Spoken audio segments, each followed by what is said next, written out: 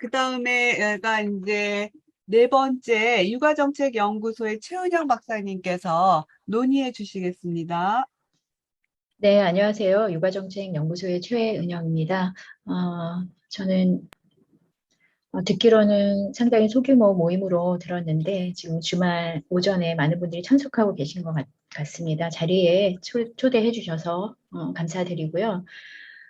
시간을 좀 빨리 효율적으로 쓰시게 빨리 좀 진행을 해보겠습니다.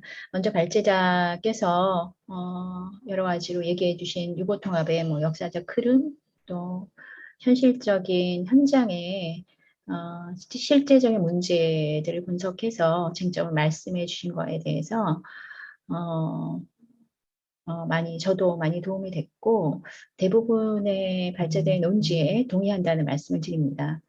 크게 이제 만호세 취약과 유보 통합에 대해서 말씀을 해주셨는데 만호세 취약은 약간 단기에 뭐 약간 이슈 사건으로 끝났는데 그 이후로 이제 뭐 대안은 아니겠지만 후속 논의로 제기되고 있는 것이 K학년제 도입인 것 같습니다. 이 부분도 사실은 학제 개편과 연동돼서 예전부터 나왔었던 얘기이긴 하지만 저는 동일한 문제에 대한 해결 없이는 예를 들어 이제 돌봄의 문제나 이런 것들에 대한 해결 없이는 좀 정치적인 어떤 아젠다로 사용하는 것은 좀 조심해야 되지 않나 그런 생각이 있다는 말씀을 드립니다. 그리고 발제자께서 말씀해 주신 의무 교육과 관련해서도 여러 가지 사회적 현상이죠. 인구 감소, 교원 감축이죠. 이런 것들을 지금 고려하고 있는데 사실은 영유아를 위해서 의무 교육이 필요한 것인가에 대한 좀 신중하고 진지한 논의가 필요한 것 같습니다. 인프라 문제, 발제자가 얘기해 주신 여러 가지 문제, 또 전반적인 질 제고 이런 것들이 선행되지 않는 한은 의무 교육이 섣불리 논의되어서는 안 된다라는 말씀에 저도 깊이 동의하고 있습니다. 다음으로 유보통합 논의에 대해서 말씀드리겠습니다. 유보통합 에 대해서 발제자가 얘기해 주신 수요 공급 관리, 격차 해소, 또 지역교육청과 시청의 역할, 뭐 재정, 교원 문제들 많이 짚어주셨는데요. 현실적인 문제 제기라고 생각하고 그 부분에 대해서도 적극 동의하는 바입니다. 앞서 발제하시면서 말씀해 주신 격차 해소가 이제 전 정권의 주된 정책 과제였는데 사실상 이원화된 체제에서 유치원과 어린이집 그러니까 교육부하고 보건복지부가 개별적으로 격차 해소를 해 오고 있습니다. 이런 부분이 사실상 유치원 어린이집 간의 격차, 특히 교원 문제에서 격차 해소가 되기보다는 실제적인 데이터를 보면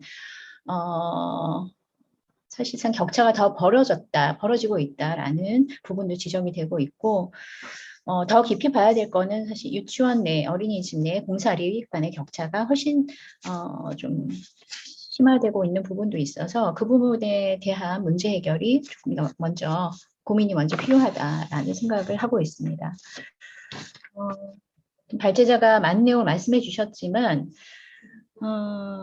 저희가 이제 연구를 수행하고 있는 부분이 있어서 좀 첨언을 드리면 아래 내용과 같고요. 간략하게 말씀드리면 유보통합의 논쟁은 사실상 오래되었었죠. 30년 이상이 되었었고 실제적으로 유보통합이 추진단이 만들어져서 박근혜 정부에서 실질적인 과제들, 통합의 요소들이라고 했던 과제들이 추진되었었습니다. 지금 표 1을 보시면은 여러 가지 방안들이 만들어졌는데 실제적으로 정보 공시나 여러 가지 것들이 실제적인 연계나 통합이 되지 못한 부분들이 있습니다. 그것은 결국 행정 이원화 때문에 발생한 문제들이고요.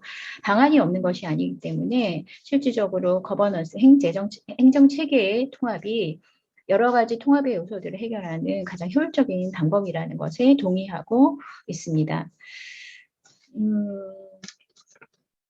그리고 이제 현 정부에 들어서 이전 정부의 격차 해소가 현 정부에 들어서 이제 국정과제 이제 일본 통합의 어떤 내용들이 포함되어 있는데요. 결국 이제 질적 수준을 제고한다는 그런 방향성을 같이 하고 있습니다. 그 부분에 대한 것들을 놓치지 않아야 된다라고 생각을 하고 있고요. 그다음에 그랬을 때 이제 향후에 유보통합을 추진할 때 어떤 방향성을 가져가야 되는지에 대해서도 물론 행정 체계가 유보통합의 여러 요소들을 효율적으로 추진하는 방법이기는 하지만 우리가 지향점은 좀 같이 해야 되지 않나.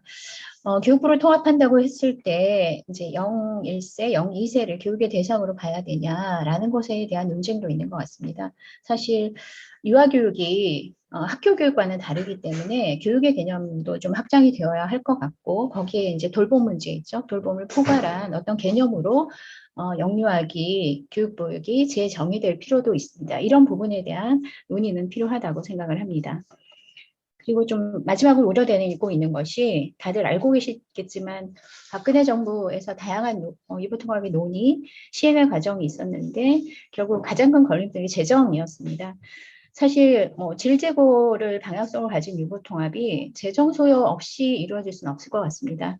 그리고 현재 교육부와 보건복지부가 처우 개선을 위해서 많은 재정을 투입하고 있는 것도 사실입니다.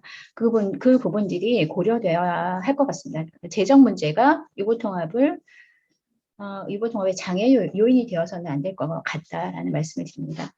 마지막으로 드리고 싶은 말씀은 오늘 자리에서도 저도 많은 것들을 배우고 좋은 시간이었다고 생각은 하지만 유보통합의 논의가 하나의 창구에서 되지 못한 아쉬움이 있습니다. 통합을 얘기하면서 지금 각각의 여러 모임들에서 통합에 대한 논의들을 하고 있는데요. 이런 논의들이 또 하나의 창구에서 하나의 목소리를 가질 수 있도록 얘기가 되면 좋겠다.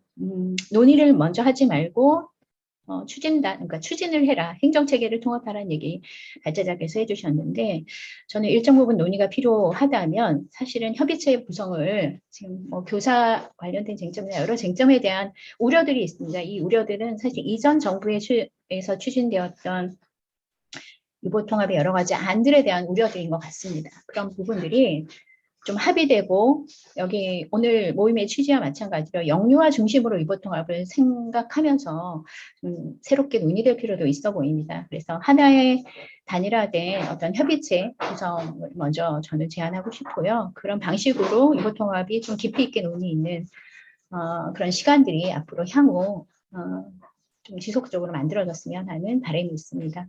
이상으로 토론 마치겠습니다.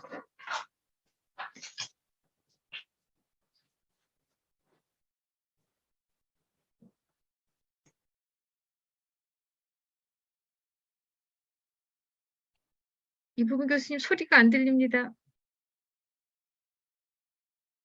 죄송합니다. 최은영 박사님께서는 그동안 이제 긴 시간 동안 어떻게 정부나 관련 단체 연구와 관련해서 유보통합 논의가 전개되어 왔는지를 짚어주셨고 또 이제 격차 문제 중에 교사 간, 어린이집과 유치원 간 격차보다도 또 내격차라는 문제도 우리가 살펴봐야 되는 문제, 또 행정 이원화로 인해서 우리가 당장 할 수 있는 것에 많은 장벽이 있다라는 말씀도 해주셨고 또 특히 이제 0에서 만 5세까지의 교육을 봤을 때 학교 개념으로 볼 것이냐 아니면 영유아기의 독특한 관점으로 교육을 볼 것이냐 이거는 좀 더 우리가 깊은 논의가 필요하다라는 거에 저도 좀 동의를 하는 면이 있고요. 또 이제 마지막으로 아까 이제 논의만 할 거냐, 행동을 할 거냐, 이제 이런 논쟁과 관련해서 이 논의를 조금 더 밀도 있게 하고자 하려고 그러면은 핵심적인 아젠다를 발현할 수 있도록 그 논의들이 좀 더 이렇게 포괄적이면서도 이렇게 일원화되는 그런 거를 좀 가졌으면 좋겠다라고 하는 말씀까지 해주셨습니다. 자, 그러면 5번째 토론으로서